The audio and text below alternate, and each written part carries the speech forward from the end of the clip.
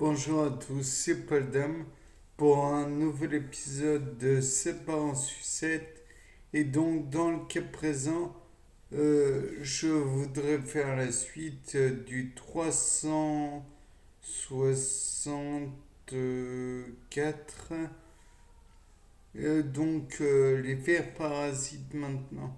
On sait que le ver parasite, bravo, mais dans le sens où il pourrait détourner à son propre avantage le fonctionnement de la glande qui est entre autres le thymus.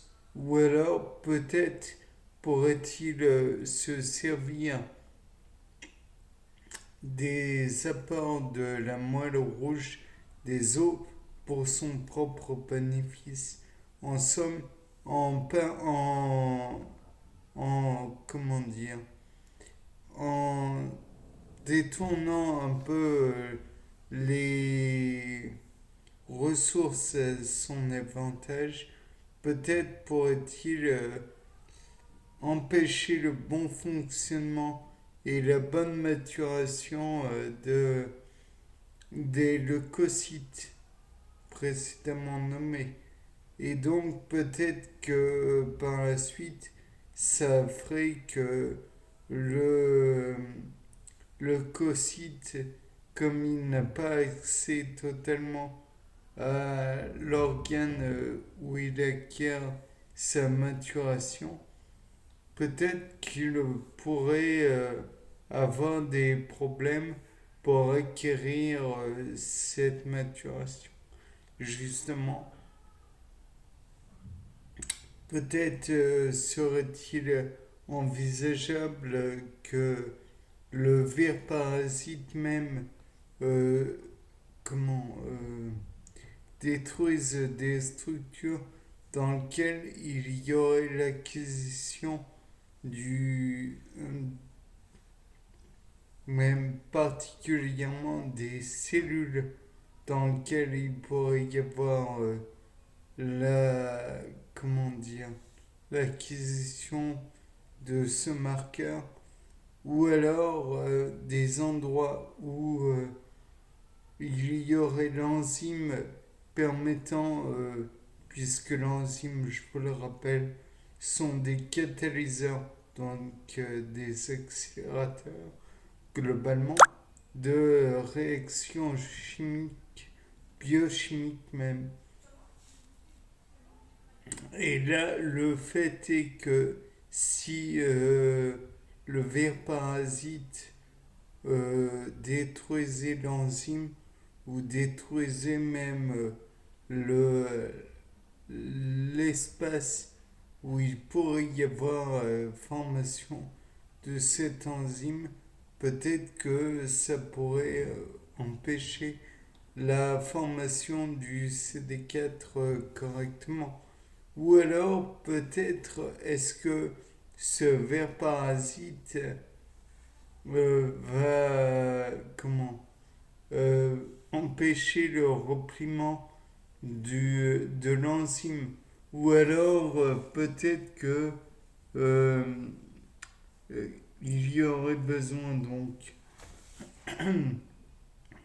d'acide aminé, puisque l'enzyme en elle-même est une protéine un peu particulière tout de même. Et comme toute protéine, elle a besoin d'un enchaînement d'acides aminés. Mais si cette chaîne qu'on dit communément chaîne polypeptidique n'acquiert pas une forme particulière, alors il est certain qu'elle ne pourra pas faire son effet particulier. De plus, toujours en parlant de ce repliement, bien que cela soit un petit peu différent dans le cas présent, Peut-être que c'est en se mettant dans le site actif de l'enzyme ou en obstruant le site actif de cette enzyme de quelque manière que ce soit que le ver parasite pourrait empêcher le bon fonctionnement et la formation de l'enzyme et son fonctionnement en fait. Peut-être que même on pourrait envisager que en comment dire en parasitant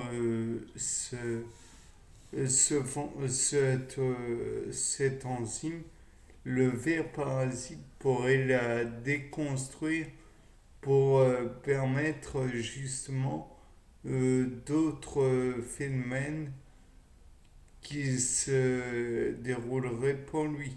Après tout, on le sait, le cycle cellulaire se déroule en quatre étapes.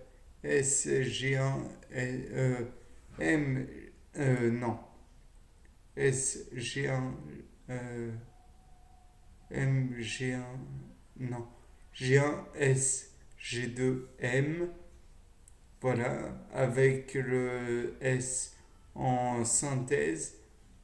Alors, il y a par exemple, papillomavirus, je crois, empêche de passer à d'autres étapes après S parce que